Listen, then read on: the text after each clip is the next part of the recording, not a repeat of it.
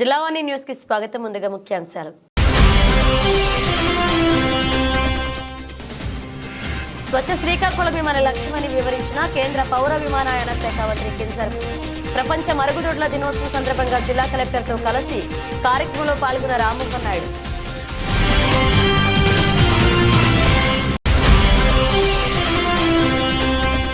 రాష్ట్రంలో ఉండే 15 లక్షల మంది ఉద్యోగ ఉపాధ్యాయ కాంట్రాక్ట్ అవుట్సోర్సింగ్ ఉద్యోగులపై బడ్జెట్లో ప్రస్తావన లేదన్న పీడీఎఫ్ ఎమ్మెల్సీ. శాసన మండలిలో బడ్జెట్ సందర్భంగా చిరుద్యోగుల భవిష్యత్తుపై మాట్లాడిన వెంకటేశ్వర.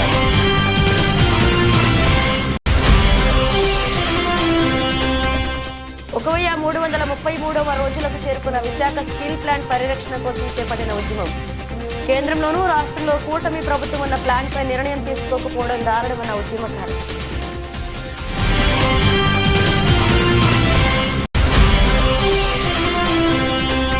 తీర ప్రాంతంలో ఉన్న గంగపుత్రల అభివృద్ధికి కూటమి ప్రభుత్వం సహకారం అందిస్తుందన్న ప్రభుత్వ తుని ఎమ్మెల్యే. కోన ప్రాంతాన్ని పరిరక్షించుకుని అభివృద్ధికి అందించేందుకే ప్రయత్నిస్తామని అసెంబ్లీ సాక్షిగా స్పష్టం చేస్తున్న దివ్య. స్వచ్ఛ శ్రీకాకుళమే మన లక్ష్యమని కేంద్ర పౌర విమానయాన శాఖ మంత్రి కింజరపు రామ్మోహన్ నాయుడు వెల్లడించారు. ప్రపంచ మరుగుదొడ్ల దినోత్సవం సందర్భంగా శ్రీకాకుళం నగరం బలగలోని చంద్రయ్య కాలనీ అయ్యప్ప స్వామి టెంపుల్ దగ్గర మోడల్ టాయిలెట్ ను జిల్లా కలెక్టర్ స్వప్నిల్ దినకర్ పుండర్తో కలిసి ఆయన మంగళవారం ప్రారంభించారు. అంతకుముందు మరుగుదొడ్ల మందు ఉన్న పిచ్చి మొక్కలను చెత్త తొలగింపు కార్యక్రమంలో పాల్గొన్నారు. అనంతరం మొక్కలు నాటే కార్యక్రమంలో పాల్గొన్నారు. ఈ సందర్భంగా ఆయన మాట్లాడుతూ స్వచ్ఛ శ్రీకాకుళం లక్ష్యంగా మనమంతా పనిచేద్దామన్నారు.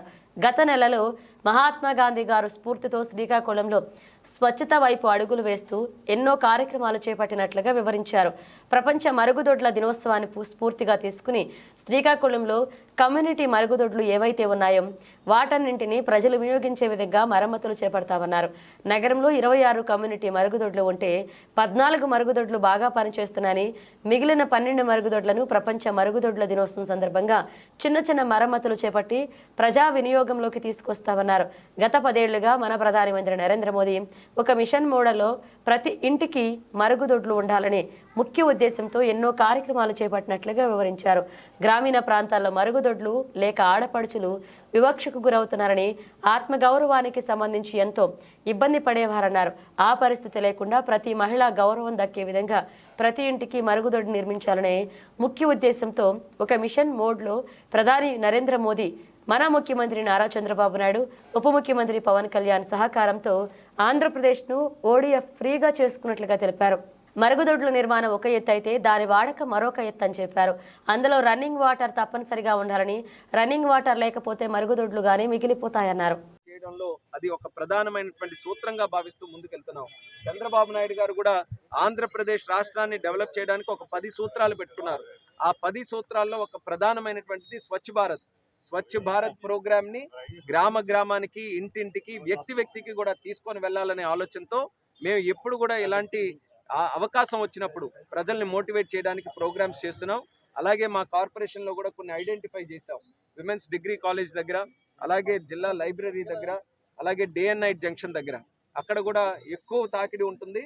కానీ ముఖ్యంగా ఆడపడుచులకి అక్కడ టాయిలెట్స్ లేకపోవడం వల్ల, విమెన్ టాయిలెట్స్ లేకపోవడం వల్ల చాలా ఇబ్బందులు పడుతున్నారు. ఎన్నో రిప్రజెంటేషన్స్ కూడా వచ్చాయి. కాబట్టి ఈరోజు వరల్డ్ టాయిలెట్ డే సందర్భంగా లీడ్ తీసుకొని ఈ 3 ప్రాంతాల్లో కూడా పింక్ టాయిలెట్స్ అనే కాన్సెప్ట్ పెద్ద మెట్రో సిటీస్లో చేశారు. అదే కాన్సెప్ట్ని మనం శ్రీకాకుళంలో కూడా తీసుకొని వచ్చి ఆడపడుచుల కోసం ప్రత్యేకంగా పింక్ టాయిలెట్స్ని కూడా ఇక్కడ ఏర్పాటు చేయడం జరుగుతుంది. దానితో పాటు కమ్యూనిటీ టాయిలెట్స్ ఏవైతే ఉన్నాయో సిటీస్ లాగే సెల్ఫ్ సఫిషియంట్ మోడల్స్ కింద, అంటే అడ్వర్టైజ్మెంట్స్ ఇవ్వడం, లేకపోతే చిన్న ఛార్జ్ పెట్టడం, ఇలా పబ్లిక్కి ఒక పక్కన సౌకర్యం అందిస్తూ ఆ టాయిలెట్స్ కూడా మెయింటైన్ చేయడానికి ఒక రెవెన్యూ కూడా జనరేటింగ్ మోడల్ కూడా క్రియేట్ చేస్తున్నాం. ఇన్నోవేటివ్ కాన్సెప్ట్స్తో శ్రీకాకుళం తాలూకా శానిటేషన్ని ఇంకా మెరుగుపరచాలనే ఆలోచనతో ఈ కార్యక్రమాలన్నీ చేస్తున్నాం. ప్రజల్లో కూడా మంచి స్ఫూర్తి ఉంది. ప్రజల్లో ముఖ్యంగా నాయకులు చేసే కార్యక్రమాల మీద ఒక మంచి నమ్మకం ఉంది. దానికి కారణం మరి చంద్రబాబు నాయుడు గారు, అలాగే deputy chief minister Pavan Kalyan garu వాళ్ళు అవలంబిస్తున్నటువంటి నిర్ణయాలు ఏవైతే ఉన్నాయో, ప్రజల కోసం తీసుకున్నటువంటి నిర్ణయాలు ప్రజలు కూడా హర్షిస్తూ వాళ్ళు కూడా ఇందులో భాగస్వాములు అవుతున్నందుకు ప్రజలందరికీ కూడా మరొకసారి నా ధన్యవాదాలు తెలియజేస్తున్నాను. ఏ నమ్మకం అయితే రాష్ట్ర ప్రభుత్వం, కేంద్ర ప్రభుత్వం, కూటమి ప్రభుత్వం మీద పెట్టుకున్నారో నమ్మకాన్ని వమ్ము చేయకుండా అన్ని రంగాల్లో ఈ యొక్క రాష్ట్రం, ముఖ్యంగా శ్రీకాకుళం అభివృద్ధి చేయడానికి మా వంతుగా 100% కృషి చేస్తూనే ఉంటాము. దానికి మీ అందరూ. రాష్ట్రంలో ఉండే 15 లక్షల మంది ఉద్యోగ, ఉపాధ్యాయ, కాంట్రాక్ట్, అవుట్సోర్సింగ్ స్కీమ్ వర్కర్లు, కార్మికుల ప్రస్తావన లేని బడ్జెట్ అని పీడీఎఫ్ ఎమ్మెల్సీ వెంకటేశ్వరరావు అన్నారు. ఈ రోజు శాసన మండలిలో బడ్జెట్ సందర్భంగా పీడీఎఫ్ ఎమ్మెల్సీ వెంకటేశ్వరరావు మాట్లాడుతూ సిపిఎస్ పైన, కాంట్రాక్ట్ ఉద్యోగుల రెగ్యులరేషన్ పైన, చిరుద్యోగుల ఉద్యోగ భద్రత పైన బడ్జెట్లో ఎలాంటి ప్రస్తావన లేదన్నారు. పీడీఎఫ్ ఎమ్మెల్సీ వెంకటేశ్వరరావు చేసిన ప్రసంగాన్ని అందరూ తప్పనిసరిగా వినాలన్నారు. ఈ బడ్జెట్ మొత్తం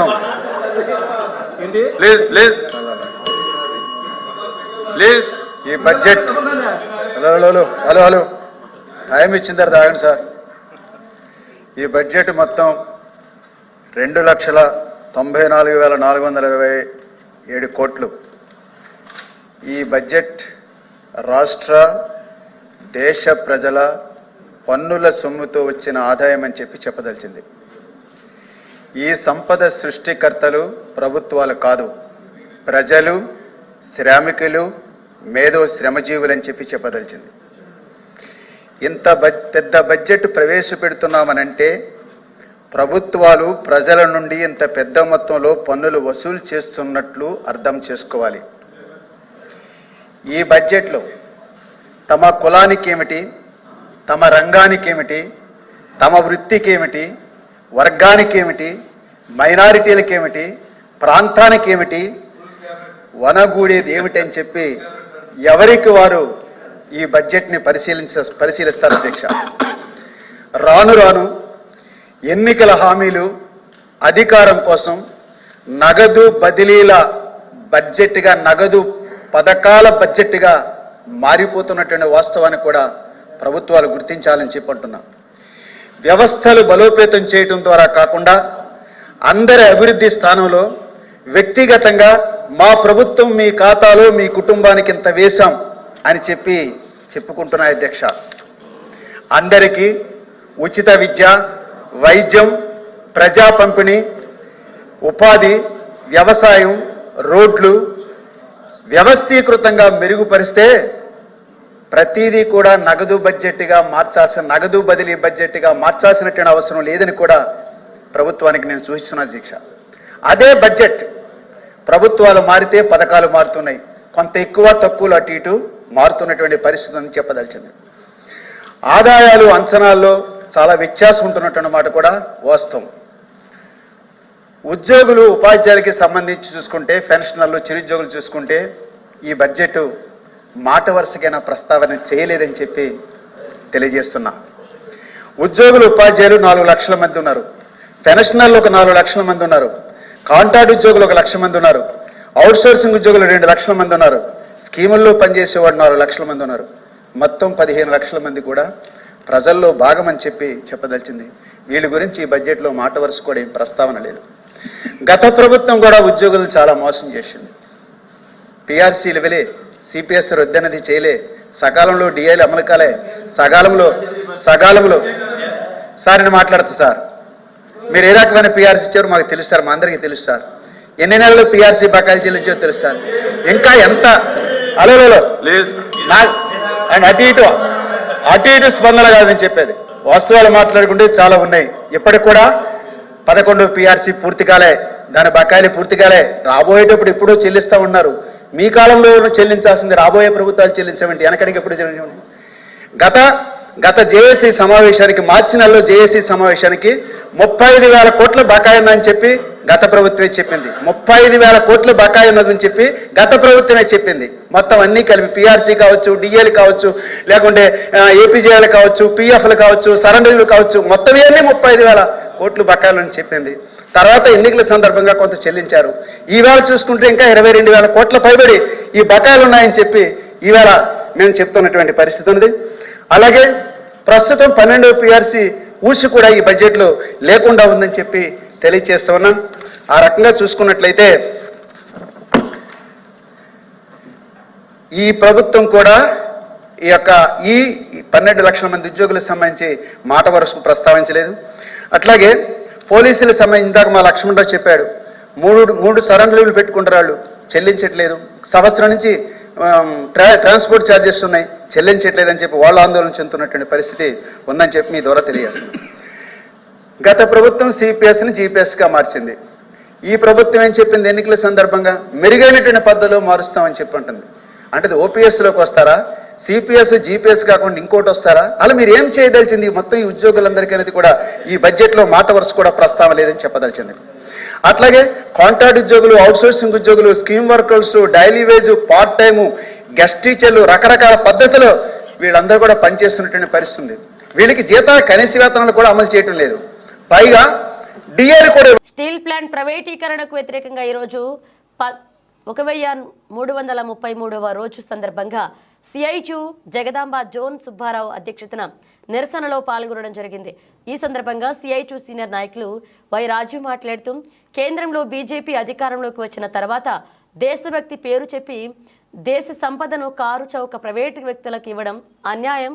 వైజాగ్ స్టీల్ ప్లాంట్ ఎవరు దయాదాక్షిణ్యం ద్వారా వచ్చింది కాదు అని, ఇది ప్రజల సొత్తు అని 67 గ్రామాల ప్రజలు ఇళ్లు, పొలాలు, ఆస్తులు త్యాగం చేయడం జరిగింది.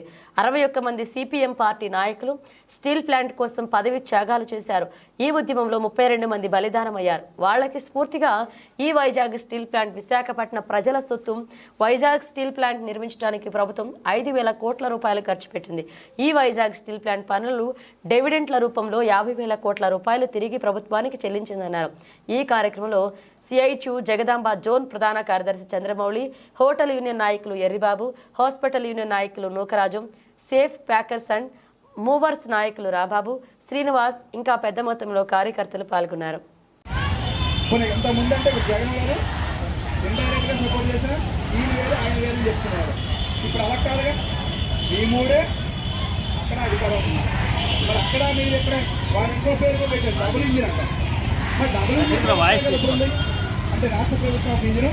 ఈరోజు స్టీల్ ప్లాంట్ రిలే దీక్షలో భాగంగాను 1133వ రోజు సిఐటియు జగదాంబ జోన్ ఆధ్వర్యంలో ఇవాళ జరుగుతుంది.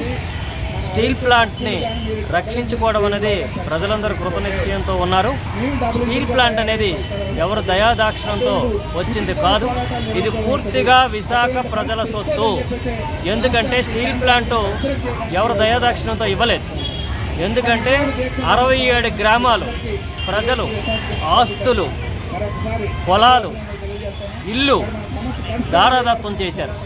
అలాగే 32 మంది ఈ ఉద్యమంలో బలిదానం అయ్యారు. 61 మంది సిపిఎం పార్టీ నాయకులు పదవుల్ని తునప్రాయంగా రాజీనామా చేయడం జరిగింది. తద్వారా ఇది వచ్చింది. అప్పుడు ల్యాండ్ ఎక్విజిషన్ చేసేటప్పుడు 4,000 కోట్ల రూపాయలు ఆ ల్యాండ్ ఖరీదు, అంటే 22,000 ఎకరాలు. దీంతో పాటు 6,000 ఎకరాల కుర్బాన్ జమీందారు గారు కూడా ఇవ్వడం జరిగింది.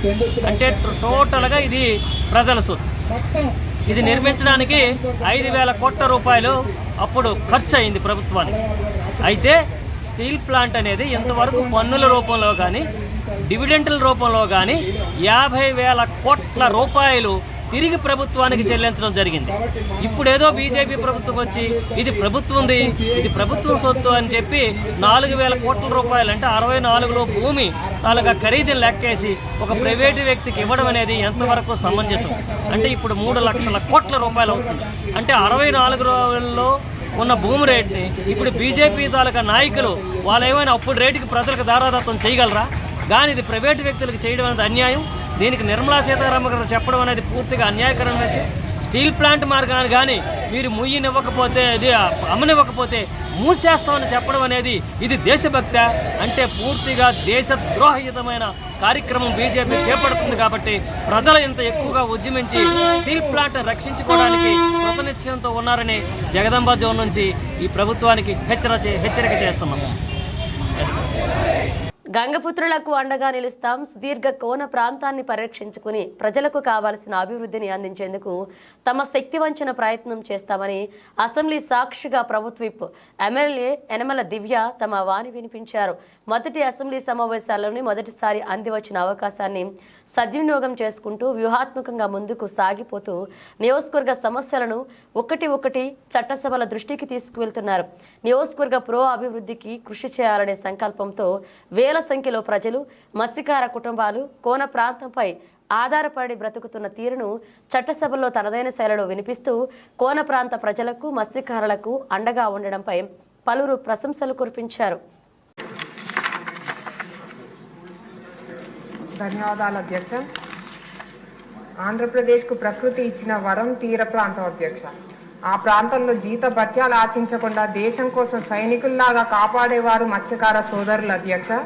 మా తుని నియోజకవర్గం తొండంగి మండలంలో సుమారు 10,000 మంది మత్స్యకార సోదరులు ఉన్నారు అధ్యక్ష. వారిలో సుమారు 7,000 మంది ఈ మత్స్య సంపద మీద ఆధారపడి జీవిస్తున్నారు అధ్యక్ష. మా నియోజకవర్గంలోని మత్స్యకార సోదరుల తరపున మీ ద్వారా గౌరవ మంత్రి గారికి నేను విజ్ఞప్తి చేస్తున్నాను సార్ అధ్యక్ష. బ్యాన్ పీరియడ్ లో వారి నిషేధ భృతిని 20,000 రూపాయలకు పెంచాలని కోరుతున్నాను అధ్యక్ష. కొత్త బోట్ల కోసం సబ్సిడీలు మంజూరు చేయాలని, అలాగే బోట్ ఇంజన్లు, వలలు ఏర్పాటు చేసుకోవడానికి సబ్సిడీ ఇవ్వాలని కోరుతున్నాను అధ్యక్ష. ఐస్ బాక్స్లు అలాగే కొత్త ఇంటి నిర్మాణం కోసం సబ్సిడీలు ఏర్పాటు చేయాలని, 50 సంవత్సరాలు దాటిన వారికి పెన్షన్ ఇవ్వాలని కోరుతున్నాను అధ్యక్ష. ఫిష్ ల్యాండింగ్ సెంటర్స్ కల్పించాలని మీ ద్వారా గౌరవ మంత్రి గారిని కోరుకుంటాను అధ్యక్ష. సముద్రంలోకి వెళ్లిన వారికి GPS ట్రాక్టర్లు అలాగే ట్రాన్స్పాండర్లు కల్పించడం ద్వారా వారి భద్రతకు లోటు లేకుండా ఉంటుందని మీ ద్వారా గౌరవ మంత్రి గారికి విన్నవించుకుంటున్నాను అధ్యక్ష. అలాగే మన కూటమి ప్రభుత్వం రాగానే జీవో 217ని రద్దు చేసిన గౌరవ మంత్రి గారికి మీ ద్వారా కృతజ్ఞతలు తెలుపుకుంటున్నాం అధ్యక్ష. చివరిగా అధ్యక్ష, సెజ్ ఏర్పాటు వలన భూములు కోల్పోయిన, అలాగే కాలుష్యం వలన జీవనోపాధి కోల్పోయిన మన మత్స్యకారులు సోదరులందరికీ నష్టపరిహారం అలాగే తగిన న్యాయం అందించాలని మీ ద్వారా మంత్రి గారిని కోరుతున్నాను అధ్యక్ష. థ్యాంక్ యూ అధ్యక్ష. కాకినాడ జిల్లా పిఠాపురం నియోజకవర్గం కొత్తపల్లి మండలం ఉప్పాడ ఎన్డీఏ కూటమి ప్రభుత్వం అధికారం చేపట్టడం దగ్గర నుండి కక్షపూరిత రాజకీయాలు చేస్తున్నారని పిఠాపురం నియోజకవర్గ వైఎస్ఆర్ కాంగ్రెస్ పార్టీ కోఆర్డినేటర్ వంగా గీతా విశ్వనాథ్ ఆరోపించారు. పిఠాపురం నియోజకవర్గం కొత్తపల్లి మండలం ఉప్పాడ ఎంపీటీసీ చొక్కా సింగన్న తనయుడు బాలు ఇటీవలే రోడ్డు ప్రమాదానికి గురయ్యారు. విషయం తెలుసుకున్న వంగా గీతా విశ్వనాథ్ చొక్కా బాలును పరామర్శించారు. ఈ సందర్భంగా ఎన్డీఏ కూటమి ప్రభుత్వంపై వంగా గీతా విశ్వనాథ్ తీవ్రస్థాయిలో మండిపడ్డారు. ఈ కార్యక్రమంలో ఆనాల సుదర్శన్, రావు చిన్నారావు, చెట్టుబత్తల నానిబాబు, మేరుగు ఎల్లాజీ, బొంతు రాంబాబు, రావుల మాధవరావు, కొత్తం దత్తుడు తదితరులు పాల్గొన్నారు.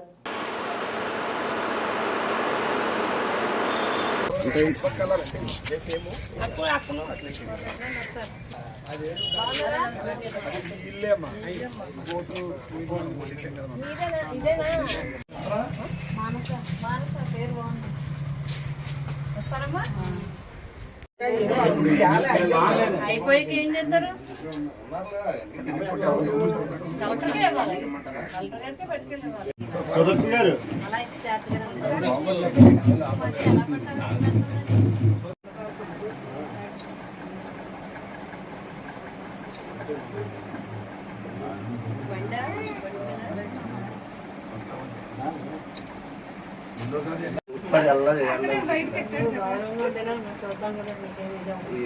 ఈ మధ్య ఇటీవల కాలంలో సోషల్ మీడియా యాక్టివిస్టుల మీద చాలా ఇబ్బందికరమైన పరిస్థితులు చేయడం జరుగుతోంది.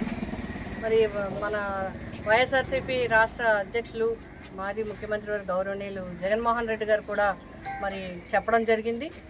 ఈ విధమైన వాతావరణం అంటే కొత్త ప్రభుత్వం ఏర్పడినప్పటి నుంచి కూడా రాష్ట్రంలో ఒక పక్క దాడులు జరిగాయి, హత్యలు జరిగాయి, మరి కూల్చివేతలు జరిగాయి. రకరకాల కారణాలతో రకరకాల విధంగా వైఎస్ఆర్సీపీ నాయకులు కానీ కార్యకర్తలు కానీ ఇబ్బందికి గురి చేయడం జరిగింది. మరి కొన్న ప్రజలందరూ మేము ఎక్కడికి వెళ్ళినా కూడా ప్రజలందరూ వచ్చి మాకు ఈ పథకం రాలేదు, అమ్మఒడి రాలేదు, రైతు భరోసా రాలేదు, లేకపోతే ఇది రాలేదు, ఇంకా ఇన్నాళ్ళైనా ఇబ్బందిగా ఉందని అనేక సమస్యలు చెప్పడం జరుగుతుంది. అవి సోషల్ మీడియాలో రావడం జరుగుతుంది. అంతేకాకుండా బడ్జెట్ మీద కూడా మరి బడ్జెట్ గురించి అందరికీ తెలుసున్న విషయమే. చెప్పిన వాగ్దానాలకి బడ్జెట్కి సంబంధం లేని విధంగా ఉండడం వల్ల కూడా అందరూ వారి ఆవేదన మా దగ్గర వ్యక్తం చేసుకోవడం జరుగుతుంది. ఈ విధంగా ఈ ప్రజా సమస్యల్ని మరి అందరికీ కూడా తెలియచేయడం కోసం సోషల్ యాక్టివిటీస్ ఉంటే ఎప్పుడెప్పుడో పాతవి తీసి వాళ్ళని ఇబ్బంది పెట్టడం, అదేవిధంగా అసలు వాట్సాప్ సంబంధం లేని వాళ్ళకి, యూట్యూబ్తో సంబంధం లేని వాళ్ళని కూడా కేసుల్లో పెట్టడం, వారిని పదే పదే రోజులు తరబడి పోలీస్ స్టేషన్కి తిప్పడం, చివరికి ఎప్పుడుకో మరి అందరూ మాట్లాడితే కానీ వాళ్ళని ఏ విధంగానూ కేసు కూడా బుక్ చేయకుండా వాళ్ళని అనాథరైజ్డ్గా తిప్పడం కూడా జరుగుతున్నట్టుగా మాకు అందరికీ చెప్పడం జరుగుతుంది. ముఖ్యంగా పిఠాపురం నియోజకవర్గంలో ఇప్పటికే చెంజంగంపేట కానీ, అదేవిధంగా మరి పెద్దాపురం నియోజకవర్గంలో కానీ, పిఠాపురంలో కానీ ఇప్పుడు నిన్నే ఒక సంఘటన జరిగింది. మరి యాక్టివ్గా ఉన్న ఒక వైఎస్ఆర్సీపీ యూత్ అబ్బాయిని మరి దారుణంగా కొట్టడం జరిగిందని చెప్పి మనం అందరం వార్తలు చూస్తూ ఉన్నాం. ఇంతేకాకుండా పెద్దాపురం నియోజకవర్గం, తుని, తొండంగి, మిగతా ఏరియాలు, అదేవిధంగా మన జిల్లాలో చూసుకుంటే, మన పార్లమెంట్లో చూసుకుంటే చాలా చోట్ల ఈ విధంగా ఇప్పుడిప్పుడే ఫోన్ చేయడం కూడా, ఇప్పుడే మాకు ఫోన్ చేయడం జరిగింది. 3 రోజుల నుంచి రమ్మంటారు, రాత్రి వరకు కూర్చోబెడుతున్నారు, పంపుతున్నారు. మాకు చాలా ఇబ్బందిగా ఉంది, మేము కూలి పని చేసుకునే వాళ్ళం, మా మీదే కుటుంబం ఆధారపడి ఉంది. ఈ విధంగా అన్యాయంగా కేసులు పెట్టడం మేము ప్రభుత్వాన్ని కోరుతున్నాం. ఎట్టి పరిస్థితుల్లోనూ ఇలాంటివి ప్రజాస్వామ్యంలో ఇది ప్రజాస్వామ్యాన్ని అపహాస్యం చేసినట్లు అవుతుంది. ఎందుకు అంటే ఎవరైతే నిజంగా తప్పుడు కేసులు పెడతారో, తప్పుడు వాట్సాప్లు పెడతారో, లేకపోతే తప్పుడుగా సోషల్ మీడియాలో చెప్తారో, అది ఎవరైనా సరే ఇర్రెస్పెక్టివ్ ఆఫ్ పార్టీ శిక్షించడం తప్పులేదు. అలాంటి వారికి తప్పకుండా చట్ట ప్రకారం చర్యలు తీసుకోవాలి. కానీ సోషల్ మీడియా యాక్టివిటీస్ని ఒక పార్టీని అణచివేతకో, పార్టీ నాయకుల్ని భయభ్రాంతులు చేయడానికో చేస్తే మాత్రం చాలా తప్పు. కాబట్టి మేమందరం కూడా ఇప్పుడు ఎవరైతే కేసుల మీద పిలుస్తున్నారో పోలీస్ స్టేషన్కి, మీరెవరూ భయపడద్దు. లీగల్గా మన పార్టీ చూస్తుంది. అదేవిధంగా మేమందరం నాయకులకు కానీ, కార్యకర్తలకు కానీ ఇన్వాల్వ్ అయిన ఎవరైతే ఉంటారో మేము వారికి అండగా ఉంటాం. మీరందరికీ కూడా మేమందరం కలిసికట్టుగా మనం ఈ విషయం మీద పోరాడతాం. ఏదైనా సరే ప్రజా సమస్యల్ని ఎలుగెత్తి చూపడంలో మాత్రం వైఎస్ఆర్సీపీ పార్టీ నాయకులు కానీ, సోషల్ మీడియా కానీ వెనుకంజి వేదు ఈ చర్యల వల్ల అని మేము ప్రభుత్వానికి తెలియజేస్తున్నాం. సబ్బవరం మండలంలోని మొగలిపుర గ్రామంలో కార్తీక మాసోత్సవాలలో భాగంగా 3వ సోమవారం కార్తీక దీపారాధన కార్యక్రమాన్ని ఘనంగా నిర్వహించారు. ఈ కార్యక్రమంలో మాజీ శాసనసభ్యులు, విశాఖ జిల్లా టీడీపీ అధ్యక్షులు, పెందుర్తి నియోజకవర్గ టీడీపీ ఇన్ఛార్జ్, నూతనంగా నియమించబడిన Andhra Pradesh cooperative oil seeds growers federation corporation chairman Gandi Babji ముఖ్య అతిథిగా పాల్గొని దీపారాధన కార్యక్రమాన్ని ప్రారంభించి ప్రత్యేక పూజలు చేశారు. అమర్నాథ్లో కొలువైన మంచు శివలింగాన్ని గ్రామంలో ప్రత్యేకంగా ఏర్పాటు చేశారు. పరిసర గ్రామాల ప్రజలు అధిక సంఖ్యలో పాల్గొని ఈ మంచు శివలింగాన్ని దర్శించుకుని భక్తి శ్రద్ధలతో పూజలు జరిపించారు. ఈ సందర్భంగా గండి బాబ్జీ మాట్లాడుతూ ప్రతి ఏటా గ్రామంలో జరుగుతున్న కార్తీక మాస ఉత్సవాల్లో పాల్గొని వైభవంగా నిర్వహించడం ఆనందదాయకమన్నారు. ఈ ఏడాది కమిటీ వారు ఏర్పాటు చేసిన మంచు శివలింగంతో గ్రామం భక్తి పారవస్యంతో నిండిపోయిందన్నారు. మహిళలు దీపారాధన చేసి ఆలయ ప్రదక్షిణలు చేశారు. ఈ కార్యక్రమంలో సర్పంచ్ గండి అరుణ, ఎంపీటీసీ తామరాన సన్యాసమ్మ, తమరాన బంగారు నాయుడు, అంగటి నానాజీ, గండి సత్యం, బయలపూడి రాంబాబు, రాజేంద్ర, నరేష్, శ్రీరాములు, లైన్మెన్ నాయుడు, దొడ్డి రాంబాబు, బయలపూడి పోతురాయుడు, మహేష్, ఐనింటి రాజు, కోటాన దేముడు, నల్లగొండ వాసు, అప్పికొండ బండయ్య, మేడపాటి రాము, తమరాన సత్యనారాయణ, కర్రి అర్జున, లెక్కల శ్రీను మొదలగు వారు పాల్గొన్నారు. ఓం నమ శివాయ. ఈరోజు మొగలపురం గ్రామంలో మా ప్రియతమ నాయకులు, విశాఖ పార్లమెంట్ అధ్యక్షులు, పెందుర్తి నియోజకవర్గ ఇన్ఛార్జ్, మాజీ శాసనసభ్యులైనటువంటి, అదేవిధంగా Andhra Pradesh oil seeds growers federation corporation చైర్మన్గా నూతనంగా నియమించబడిన గండి బాబ్జీ గారి ఆధ్వర్యంలో ఈరోజు మొగలపురం గ్రామంలో కార్తీక దీపారాధన ఘనంగా చేయడం జరిగింది. అదేవిధంగా గ్రామ ప్రజలందరూ కూడా ఈరోజు ఆ పరమశివుని ఆశీస్సులు అందరికీ లభించాయని అనుకుంటున్నాం. ఎందుకంటే ఈరోజు మా గ్రామంలో ప్రత్యేకంగా మీకు కనబడుతున్న ఈ అమర్నాథ్ మంచు శివలింగాన్ని ఈరోజు మా ఊరిలో ఏర్పాటు చేయడం జరిగింది. భక్తులు చాలామంది చూసి దర్శించుకొని చాలామంది మంత్రముగ్ధులయ్యారు. ఇదే విధంగా గతంలో కానీ, ఈరోజు కానీ, భవిష్యత్తులో కానీ ఎప్పుడు చేసిన గండి బాబ్జీ గారి సహాయ సహకారాలు పూర్తిగా మాకు ఎప్పుడు ఉంటాయి కూడా. ఆయన సహకారంతో ఈ కార్యక్రమాలు చేస్తున్నామని చెప్పి మేము చెప్పడానికి చాలా గర్వంగా ఫీల్ అవుతున్నాం.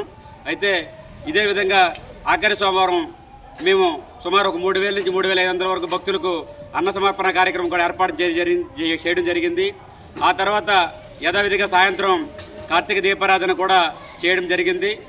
అలాగే ఈ నెల రోజుల్లో కూడా మా గ్రామ ప్రజలందరూ మహిళలు కానీ యువకులు కానీ గ్రామ ప్రజలందరూ చాలా చక్కగా అన్ని కార్యక్రమాలు పాల్గొని దిగ్విజయం చేసినందుకు వారికి కూడా ధన్యవాదాలు తెలియజేసుకుంటూ ఆ పరమశివుని ఆశీస్సులు మా గ్రామ ప్రజలపై ఎల్లవేళ ఉండాలని కోరుకుంటూ భవిష్యత్తులో ముఖ్యంగా మా గ్రామ ఆరాధ్యదేవైనటువంటి గండి బాబ్జీ గారికి భవిష్యత్తులో మరిన్ని ఉన్నత పదవులు రావాలని ఆ పరమశివుని ఆశీస్సులు ఆయనపై ఎల్లవేళ ఉండాలని కోరుకుంటూ ఈ చక్కని అవకాశాలు మాతో చేయిస్తున్న ఆయనకి హృదయపూర్వక ధన్యవాదాలు తెలియజేసుకుని గ్రామ ప్రజలందరి తరఫున మరొకసారి ధన్యవాదాలు తెలియజేసుకుని సెలవు తీసుకుంటున్నాను. సోషల్ మీడియా మాధ్యమాల ద్వారా వ్యక్తి స్వేచ్ఛకు వ్యక్తి అభిష్టానికి భంగం కలిగించే విధంగా ఎవరు ప్రయత్నించినా తప్పుడు ప్రచారం చేసిన వర్గాల మధ్య పార్టీల మధ్య రాజకీయ అనిశ్చిత కలగచేసే విధంగా విద్వేషాలు రెచ్చగొట్టిన సుప్రీంకోర్టు గైడెన్స్ ప్రకారం చట్టపరమైన చర్యలు తీసుకుంటామని యువత ఇటువంటి విధానాలకు దూరంగా ఉండాలని Tuni circle inspector Sanyasirao town circle inspector Geetha Ramakrishna సూచించారు. కాకినాడ జిల్లా తుని సర్కిల్ పోలీస్ స్టేషన్ ఆవరణంలో ఏర్పాటు చేసిన మీడియా సమావేశంలో మాట్లాడుతూ సోషల్ మీడియాలో కొంతమంది వ్యక్తులపైన అసభ్య కథనాలు ఫోటో మార్ఫింగ్లకు పాల్పడేటవే కాకుండా వాటిని వివిధ సోషల్ మీడియా ప్లాట్ఫామ్ల ద్వారా మరింత మందికి చేరవేసిన వ్యక్తులను నియోజకవర్గ వ్యాప్తంగా 4 పోలీస్ స్టేషన్ల పరిధిలోనూ 8 మందిని గుర్తించి అదుపులోకి తీసుకున్నామన్నారు. రానున్న రోజుల్లో ఇటువంటి అసాంఘిక కార్యకలాపాలకు పాల్పడిన వ్యక్తులను మరింత మందిని గుర్తించి కేసు నమోదు చేస్తామని హెచ్చరించారు. బ్యాడ్ కంటెంట్స్ తయారు చేయడం కానీ లేదా వేరే గ్రూప్ నుంచి వచ్చిన కంటెంట్స్ని పొలిటికల్ పార్టీస్కి వ్యక్తులకి వారి యొక్క ఇమేజ్ దెబ్బతినే విధంగా వారి యొక్క ప్రైవసీ డ్యామేజ్ అయ్యే విధంగా ఫ్రీడమ్ ఆఫ్ స్పీచ్ హక్కుని దుర్వినియోగపరుస్తూ బ్యాడ్ కామెంట్స్ పెట్టిన కొంతమంది వ్యక్తుల్ని ఇటీవల గుర్తించి ప్రభుత్వం ఇచ్చిన ఆదేశాల మేరకు కొంతమంది అరెస్ట్ చేయడం జరిగింది. మరి కొంతమంది ఇంకా అరెస్ట్ చేయవలసి ఉంది. ఈ సందర్భంగా మీకు కొన్ని వివరాలు చెప్పాలని ఈ చిన్న ప్రెస్ మీట్ ఏర్పాటు చేసాం. కొన్ని టౌన్ అండ్ రూరల్లో కలిపి సుమారుగా 17 మందిని ఇప్పటి వరకు గుర్తించాం, అరెస్ట్ చేయడం జరిగింది. ఇంకా కొంతమంది గుర్తించవలసి ఉంది. ఆ యొక్క గ్రూపుల్ని ఐడెంటిఫై చేస్తున్నాం. ఫేస్బుక్ కానీ ట్విట్టర్లో కానీ ఈవెన్ వాట్సాప్ల ద్వారా ఈ యొక్క పార్టీల మధ్య విద్వేషాలు రెచ్చగొట్టడం కానీ లేదా వర్గాల మధ్య కులాల మధ్య విద్వేషాలు రెచ్చగొట్టి శాంతి భద్రతలకు భంగం కలిగించడం కానీ లేదా వ్యక్తుల యొక్క లేదా ప్రభుత్వంలో ఉన్నటువంటి హై ప్రొఫైల్ వ్యక్తుల యొక్క ఇమేజ్ని దెబ్బతీసే విధంగా ప్రవర్తిస్తున్న కొంతమంది వ్యక్తులను ఇటీవల అరెస్ట్ చేసి మీ అందరికీ తెలుసు. వాళ్ళు ముఖ్యంగా మా దగ్గర నాగం గంగబాబు మరియు అడప సురేష్ అన్న వాళ్ళని అరెస్ట్ చేయడం జరిగింది. ఆనరబుల్ కోర్టులో కూడా వాళ్ళు రిలీజ్ చేశాం. అదేవిధంగా గణేశులు వీర వెంకటరమణ, చింతకాయల సన్యాసిరాజు, ఎలియాస్ చంద్రబాబు, తర్వాత బంగారు బ్రహ్మనాయుడు, వెలమచ్చిలి మణికంఠ, చింతమనేడి గణేష్, కాకినాడ గణేష్ అని 8 మందిని ఇప్పటి వరకు అరెస్ట్ చేయడం జరిగింది. కొంతమంది కోర్టులో ప్రొడ్యూస్ చేయడం, కొంతమంది పార్టీ 1 నోటీసులు ఇచ్చి స్టేషన్ బెయిల్ ఇచ్చి పంపడం జరిగింది. ఇంకా వాళ్ళు వేరే గ్రూపులో ఇప్పుడు వీళ్ళు తుని త్రినేత్ర అనే గ్రూప్ ద్వారా బ్యాడ్ కామెంట్స్ పెట్టి పబ్లిష్ చేశారు. ఈ గ్రూప్లో ఉన్న వీళ్ళందరినీ ఐడెంటిఫై చేసాం. ఇవి కాకుండా రాజు వెంకట్ అనే ఒక గ్రూపు, తర్వాత తుని పాలిట్రిక్స్ అనే మరో 2 గ్రూపులు ఉన్నాయి. ఆ గ్రూపుల్లో కూడా తుని పాలిట్రిక్స్ గ్రూప్లో తుని టౌన్ సిఐ గారు 8 మందిని ఐడెంటిఫై చేశారు. వాళ్ళు Sheikh Khaja Mohiddin, Eluru Balu, Velugondi George Kiran, alias George Reddy, Visarapu Sai నామరం జరుగుతుంది, మొగసల నాగ రామశ్రీను, దిబ్బా శ్రీను, పెంటకోట వెంకటరమణ, కోరుమల్లి లలిత, అదేవిధంగా హనుమంతరెడ్డి, ఓర్మయ్య గారి హనుమంతరెడ్డి ఇతను కూడా ఐడెంటిఫై చేయడం జరిగింది. ఈ 9 మందిని తుని టౌన్ సిఐ గారు ఐడెంటిఫై చేసి వీళ్ళలో కొంతమంది అరెస్ట్ చేసాం. ఈరోజు కొంతమంది కోర్టులో ప్రొడ్యూస్ చేశాం. ఇంకా ఇంతేకాదు ఇంకా కొంతమంది ఉన్నారు కొన్ని స్టేట్ వైడ్ గ్రూపుల్లో కూడా కొంతమంది మెసేజ్లు ఫార్వర్డ్ చేశారు. వాళ్ళు అడప సురేష్ అనే వ్యక్తి మీద కడప జిల్లా రాయచోటి పోలీస్ స్టేషన్లో కేసు నమోదైంది. అదేవిధంగా టౌన్ లిమిట్కి సంబంధించి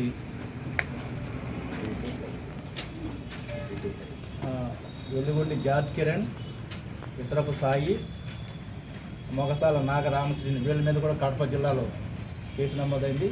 వాళ్ళు కూడా త్వరలో వీళ్ళని పికప్ చేస్తాం. ఇంకా వీళ్ళల్లో వేరు వేరు గ్రూపుల్లో పెట్టిన వాళ్ళు ఎవరైనా ఉన్నా కూడా చాలా చోట్ల కేసులు నమోదవుతున్నాయి. వాళ్ళందరూ కూడా ఆయా కేసుల్లో వాళ్ళు ఇన్వెస్టిగేషన్ కంప్లీట్ అయిన తర్వాత తీసుకెళ్లి వాళ్ళ కేసులు కూడా అరెస్ట్ చేస్తారు. అనకాపల్లి జిల్లా ఎలమంచిలి నియోజకవర్గం పోతిరెడ్డిపాలె గ్రామంలో తాళ్లమ్మ తల్ల మరియు నూకాలమ్మ అమ్మవారి మొదటి వార్షికోత్సవం ఘనంగా నిర్వహించారు. ఉదయం నుంచి భక్తులు అమ్మవారిని దర్శించుకున్నారు. మధ్యాహ్నం భారీ ఎత్తులు అన్న సమారాధన కార్యక్రమాన్ని చేపట్టారు. ఆలయం ఎదుట భక్తులు ఆకట్టే విధంగా మంచినీటి కోనేరు పార్కు ఆహ్లాదాన్ని పంచుతుంది. त्रिशक्ति स्वरूपिणी श्री रोमांबिका देवताय धर्मार्थ काम्य मोक्ष चतुर्विध पुरुषार्थ फल सिद्ध्यर्थम इष्टकाम्यार्थ सिद्ध्यर्थम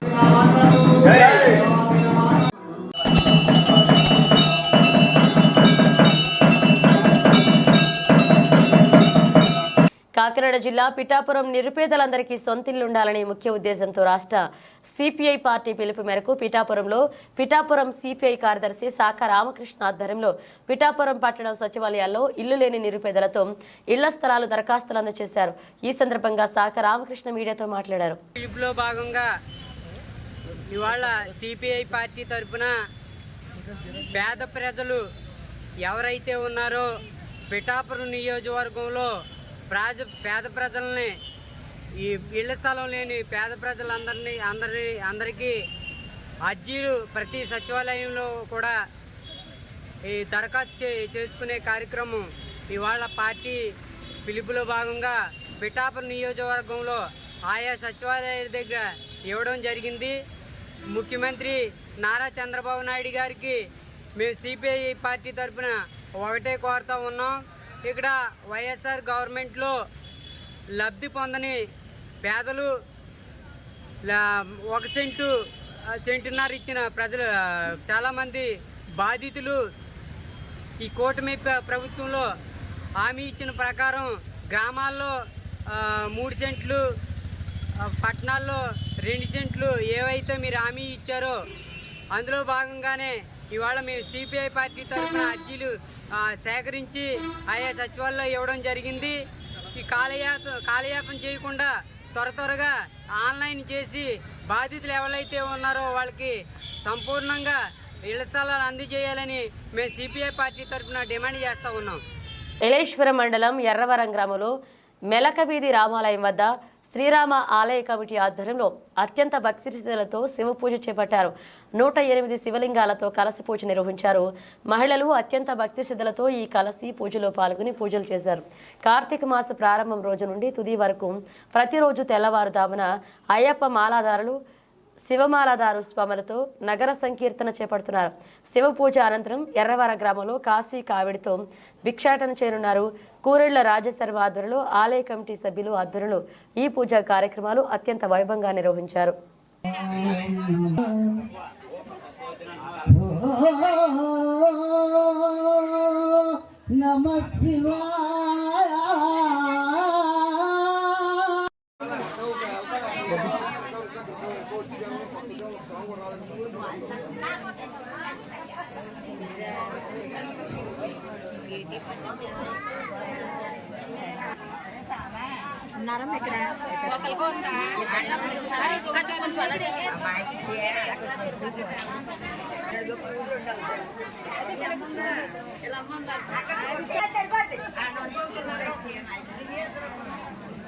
హర హర మహాదేవ శంభో శంకర శంభో శంకర గణపతి కన్యమో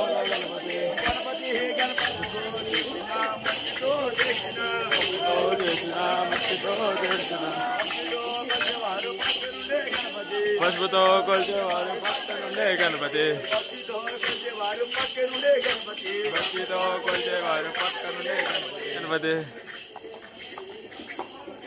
గణపతి గణపతి కన్యమూల ఏపీ అసెంబ్లీ సమావేశాలు ప్రశాంతంగా సాగుతున్నాయి. అందులో భాగంగా నందిగామ నియోజకవర్గ రైతాంగ సమస్యలను ఎమ్మెల్యే ప్రభుత్వ విప్ తంగిరాల సౌమ్య ప్రస్తావిస్తూ వేదాద్రి ఎత్తిపోతల పథకానికి అలాగే నియోజకవర్గంలో మూనేరుకి వచ్చిన వరదల వలన దెబ్బతిన్న అన్ని పంపింగ్ స్కీమ్ల మరమ్మతులు నిధులు మంజూరు చేయాలని జలవనరుల శాఖ మంత్రిని కోరారు. అదేవిధంగా పలు సమస్యలను స్పీకర్ దృష్టికి నందిగామ శాసనసభ్యురాలు ప్రభుత్వ విప్ తంగిరాల సౌమ్య తీసుకొచ్చారు.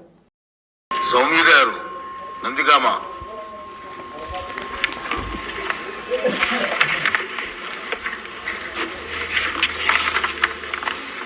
ధన్యవాదాలు అధ్యక్ష.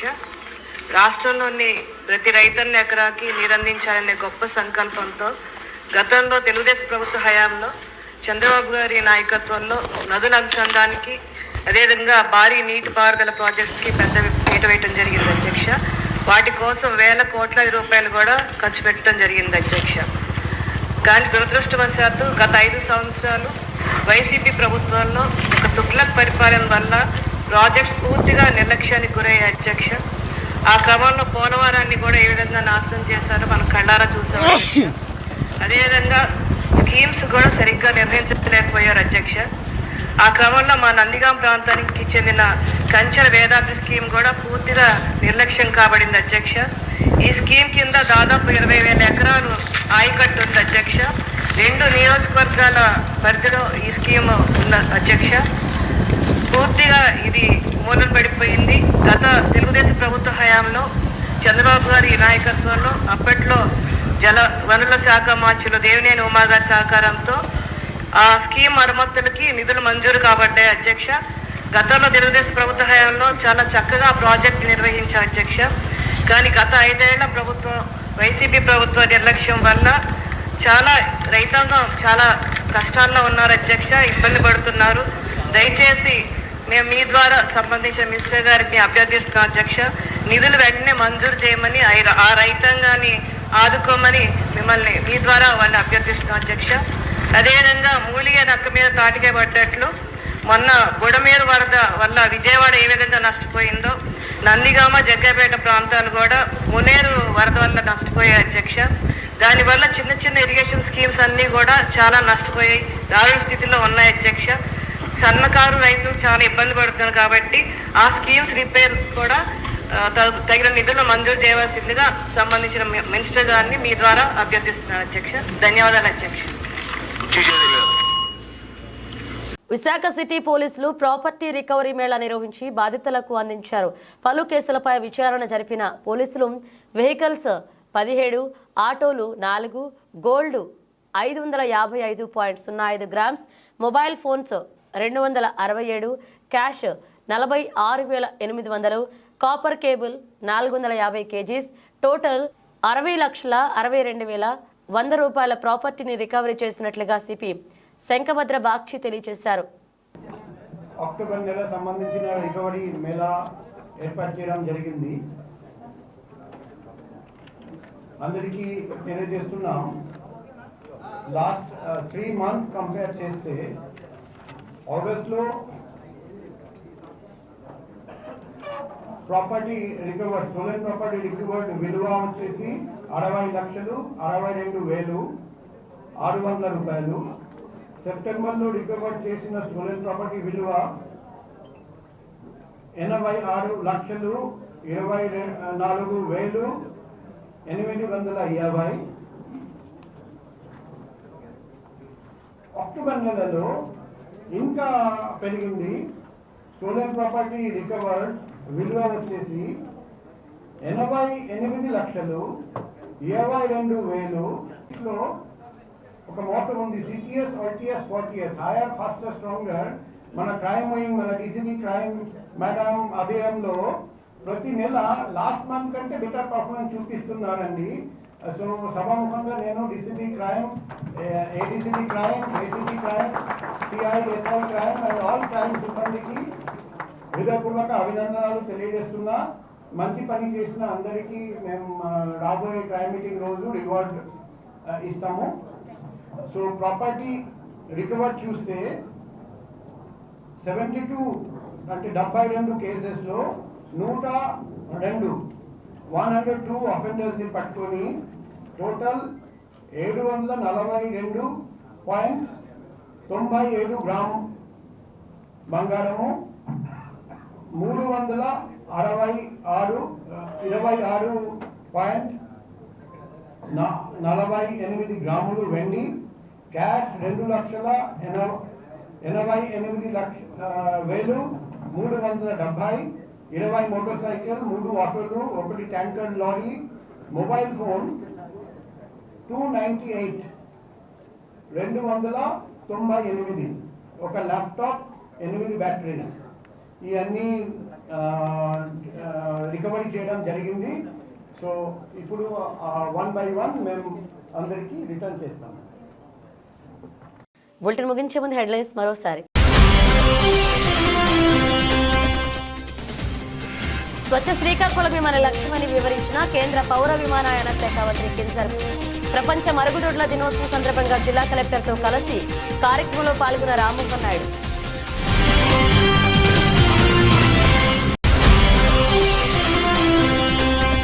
రాష్ట్రంలో ఉండే 15 లక్షల మంది ఉద్యోగ ఉపాధ్యాయ కాంట్రాక్ట్ అవుట్సోర్సింగ్ ఉద్యోగులపై బడ్జెట్లో ప్రస్తావన లేదన్న పీడీఎఫ్ ఎమ్మెల్సీ. శాసన మండలిలో బడ్జెట్ సందర్భంగా చిరుద్యోగుల భవిష్యత్తుపై మాట్లాడిన వెంకటేశ్వర.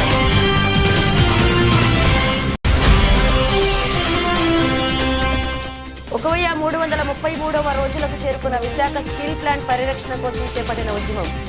కేంద్రంలోనూ రాష్ట్రంలో కూటమి ప్రభుత్వం ఉన్న ప్లాంట్పై నిర్ణయం తీసుకోకపోవడం దారుణమన్న ఉద్యమకారులు.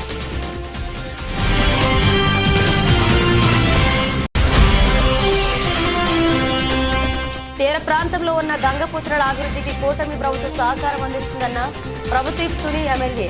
కోన ప్రాంతాన్ని పరిరక్షించుకుని అభివృద్ధికి అందించేందుకే ప్రయత్నిస్తామని అసెంబ్లీ సాక్షిగా స్పష్టం చేస్తున్న దివ్య.